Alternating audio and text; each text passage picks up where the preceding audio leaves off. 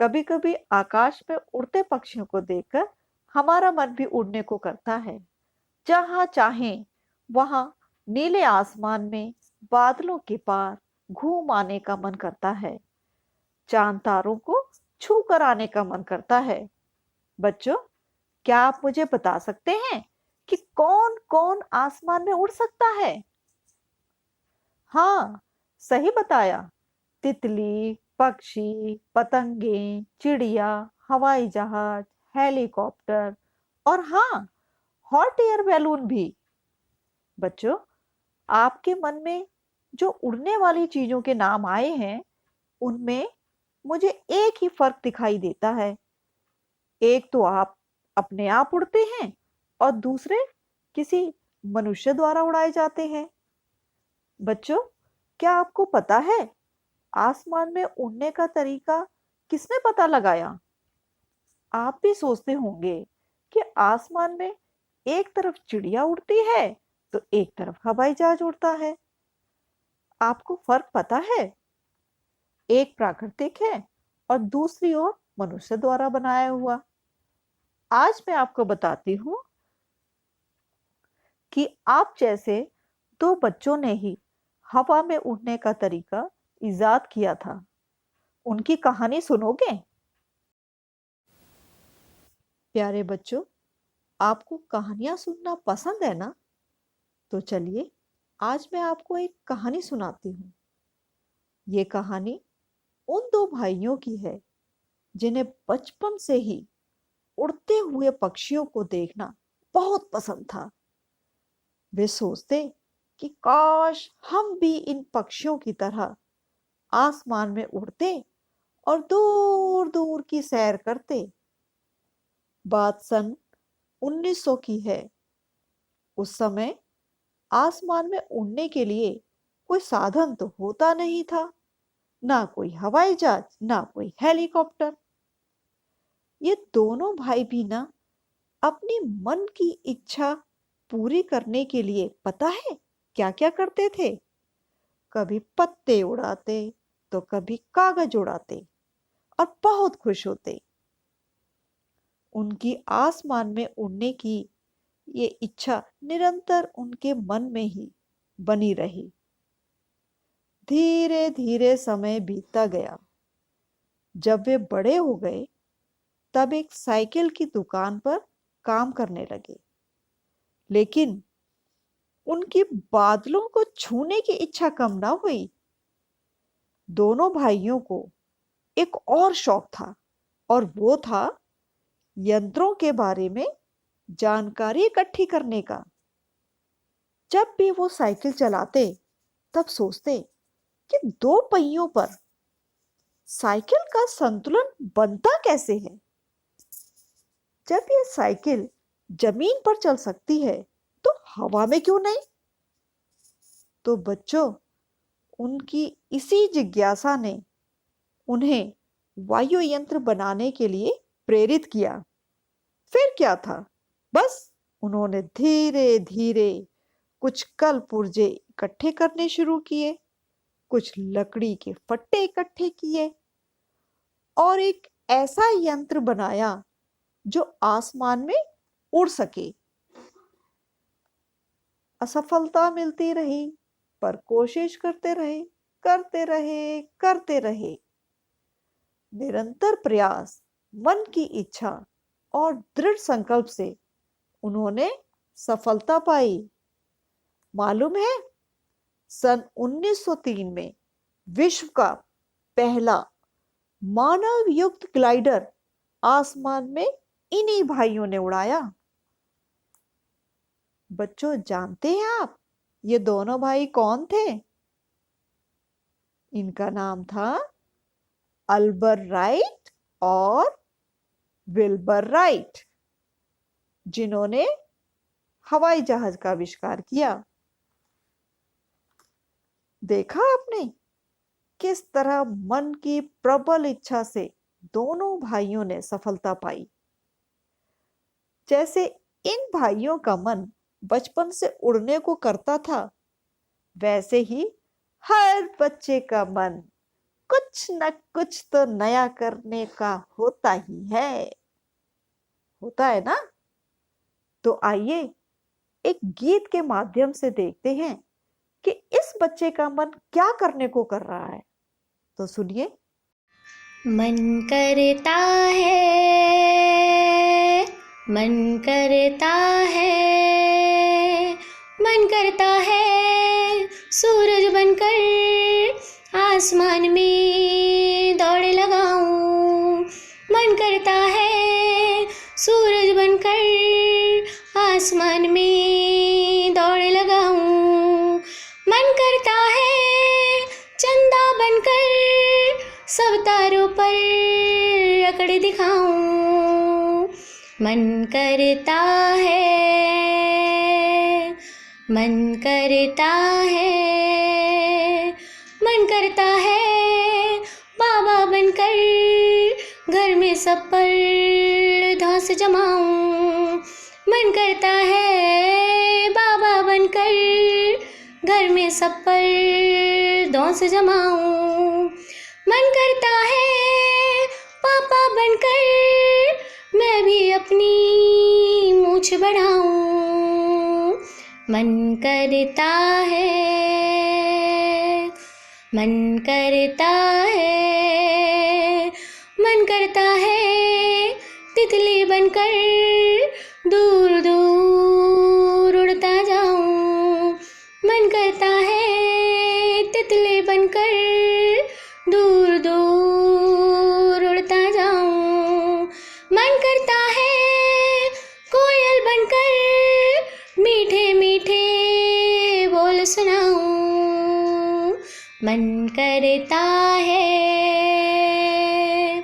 मन करता है, मन करता है चिड़िया बनकर ची ची चू चू शोर मचाऊं।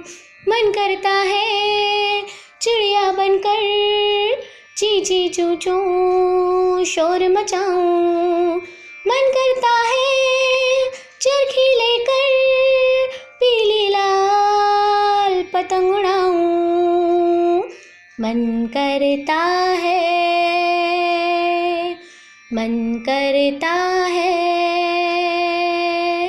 मन करता है। पसंद आया ये गीत प्यारे बच्चों? तो अब हम इस गीत को कविता के रूप में सुनेंगे। यह कविता हिंदी की पाठ्य पुस्तक रिमझिम भाग 3 पाठ संख्या 4 से ली गई है। इस कविता का नाम है मन करता है। तो चले सुने ये कविता। मन करता है सूरज बनकर आसमान में दौड़ लगाऊं। मन करता है सूरज बनकर आसमान में दौड़ लगाऊं। मन करता है चंदा बनकर सब तारों पर अकड़ दिखाऊं।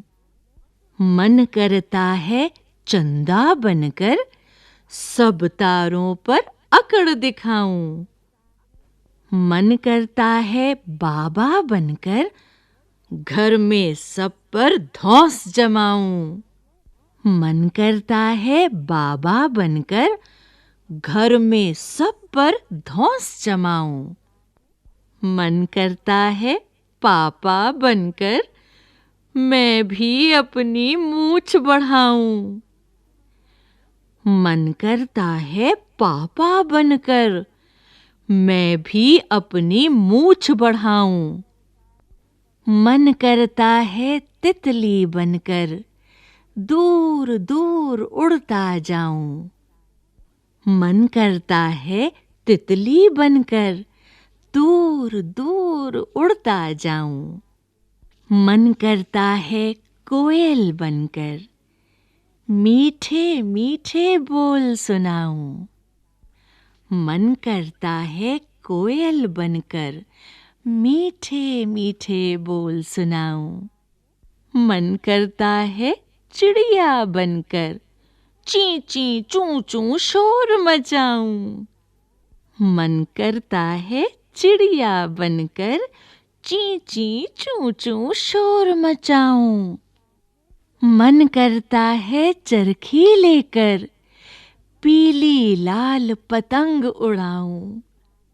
मन करता है चरखी लेकर पीली लाल पतंग उड़ाऊं। कैसी लगी आपको ये कविता? आप जानते हैं कि ये कविता किसने लिखी है? कविता लिखने वाले को क्या कहते हैं? कविता लिखने वाले को कवि कहा जाता है। इस कविता के कवि हैं सुरेंद्र विक्रम। सुरेंद्र विक्रम एक जाने माने कवि हैं। इन्होंने कई बाल कविताएं लिखी हैं, जिनमें उलझन और बादल भैया काफी रोचक हैं।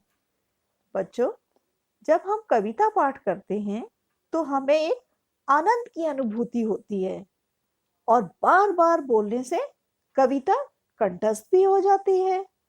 तो क्यों ना हम सब मिलकर इस बच्चे के साथ कविता पाठ करें। तैयार है ना आप सब? अब हम सुनते हैं सुरेंद्र विक्रम द्वारा रचित कविता मन करता है, एक बच्चे के मुख से। मन करता है सूरज बनकर आसमान में दौड़ लगाऊं। मन करता है सूरज बनकर आसमान में दौड़ लगाऊं। मन करता है चंदा बनकर सब तारों पर अकड़ दिखाऊं। मन करता है चंदा बनकर सब तारों पर अकड़ दिखाऊं। मन करता है बाबा बनकर घर में सब पर धौंस जमाऊं।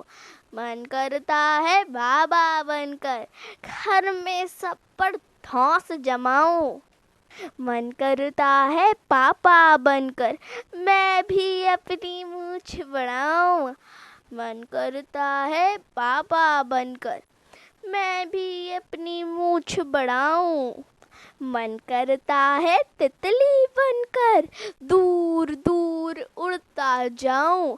मन करता है तितली बनकर दूर दूर उड़ता जाऊं। मन करता है कोयल बनकर मीठे मीठे बोल सुनाऊं। मन करता है कोयल बनकर मीठे मीठे बोल सुनाऊं।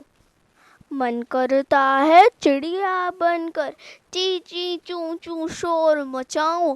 मन करता है चिड़िया बनकर ची ची चू चू शोर मचाऊं। मन करता है चरखी लेकर पीली लाल पतंग उड़ाऊं। मन करता है चरखी लेकर पीली लाल पतंग उड़ाऊं। अब तो ये कविता याद हो गई होगी। कविता का असली आनंद तभी आता है जब वह समझ आए। तो चलो अब हम इस बच्चे के मन के भावों को समझें। मन करता है सूरज बनकर आसमान में दौड़ लगाऊं। कवि कहता है कि वह सूरज बनकर आसमान में दौड़ लगाना चाहता है। जैसे सूरज सुबह पूरब से निकलता है और आसमान की सैर करते हुए शाम को पश्चिम में छिप जाता है। इसी प्रकार इस बच्चे का मन सूरज की तरह दौड़ लगाना चाहता है। मन करता है चंदा बनकर सब तारों पर अकड़ दिखाऊं। वह चांद की तरह सब तारों पर रौब जमाना चाहता है, क्योंकि उसे नीचे से चांद बड़ा दिखता है और तारे छोटे दिखते हैं। इसीलिए उसे ऐसा लगता है कि चांद तारों पर रौब झाड़ता होगा। मन करता है बाबा बनकर घर में सब पर धौंस जमाऊं। बाबा घर में सबसे बड़े हैं। वह जो भी कहते हैं सब उनका कहना मानते हैं। इसीलिए वह बाबा बनकर सब पर रौब जमाना चाहता है। मन करता है पापा बनकर मैं भी अपनी मूंछ बढ़ाऊं। उसे अपने पापा की मूछें बहुत पसंद हैं, इसलिए उसका मन पापा बनने के लिए भी करता है ताकि उनकी तरह ही मूछें रख सके। मन करता है तितली बनकर दूर दूर उड़ता जाऊं। रंग बिरंगी तितली को देखकर उसका मन उमंग से भर उठता है, इसलिए वह तितली की तरह भी बनना चाहता है। मन करता है कोयल बनकर मीठे मीठे बोल सुनाऊं। बच्चे को कूकती हुई कोयल बहुत भाती है। वह कोयल बनकर मीठे बोल बोलना चाहता है। मन करता है चिड़िया बनकर ची ची चू चू शोर मचाऊं। इन पंक्तियों में बच्चे का नटखट मन चिड़िया की भांति शोर मचाने को करता है। मन करता है चरखी लेकर पीली लाल पतंग उड़ाऊं। आसमान में रंग बिरंगी पतंगे कवि का मन मोह लेती हैं, इसलिए वह चरखी लेकर पतंग उड़ाना चाहता है। अब हम इस कविता में आए शब्दों के अर्थ भी जान लें। पहला शब्द है धौंस। धौंस का अर्थ है रौब दिखाना। दूसरा शब्द है चींची। चींची मतलब चिड़िया की बोली। तीसरा शब्द है कूकू। कूकू का अर्थ है कोयल की बोली। अगला शब्द है अकड़। अकड़ का अर्थ घमंड होता है। जैसे विनीत जब से कक्षा का मॉनिटर बना है, वह सब बच्चों पर बहुत अकड़ दिखाता है। अगला शब्द चरखी। चरखी का अर्थ है धागा लपेटने की फिरकी।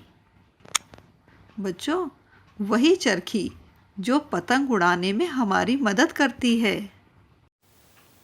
हो गई ना कंठस्थ यह कविता? तो अब इन प्रश्नों के उत्तर दीजिए। पहला प्रश्न है, सूरज कहाँ दौड़ लगाता है? बच्चों, हम प्रश्न में से ही उत्तर बनाने का प्रयास करेंगे और जहां आवश्यकता हो वहां उत्तर वाला शब्द जोड़ देंगे। जैसे सूरज आसमान में दौड़ लगाता है। अब अगला प्रश्न, चंदा किस पर अकड़ दिखाता है? उत्तर, चंदा तारों पर अकड़ दिखाता है। अगला प्रश्न, पापा की तरह बालक क्या करना चाहता है? उत्तर है, पापा की तरह बालक मूछें बढ़ाना चाहता है। अगला प्रश्न, कोयल बनकर बालक क्या करना चाहता है? उत्तर, कोयल बनकर बालक मीठे बोल बोलना चाहता है। अगला प्रश्न, बालक किस रंग की पतंग उड़ाना चाहता है? उत्तर, बालक लाल पीली पतंग उड़ाना चाहता है।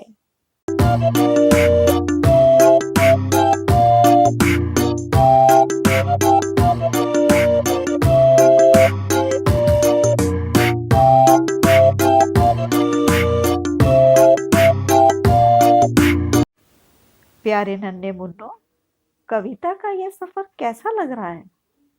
अच्छा है ना? तो आगे बढ़ते हैं। अभी एक बच्चे की मन की बात जानी। क्या आपने किसी और को भी अपने मन की बात कहते हुए सुना है? जी हाँ, बिल्कुल ठीक पहचाना आपने। अरे, हमारे प्रधानमंत्री श्री नरेंद्र मोदी जी, वह अक्सर अपने मन की बात देशवासियों के साथ मन की बात कार्यक्रम द्वारा साझा करते हैं। बच्चों, मन तो बहुत कुछ करने को करता है, परंतु क्या सारी मन की इच्छाएं सार्थक व सही होती है? ये जरूरी नहीं है। अतः मन की इच्छाओं को सही गलत की कसौटी पर परख लेना चाहिए। बच्चों, स्वस्थ तन में ही स्वस्थ मन का वास होता है। इसलिए अपने स्वास्थ्य का ध्यान रखें, संतुलित भोजन और व्यायाम करते रहें। जो आपके मन की बात हम इस पाठ के भाग 2 में करेंगे। तब तक आप सुरेंद्र विक्रम द्वारा रचित एक अन्य बाल कविता याद करें व लिखें। धन्यवाद।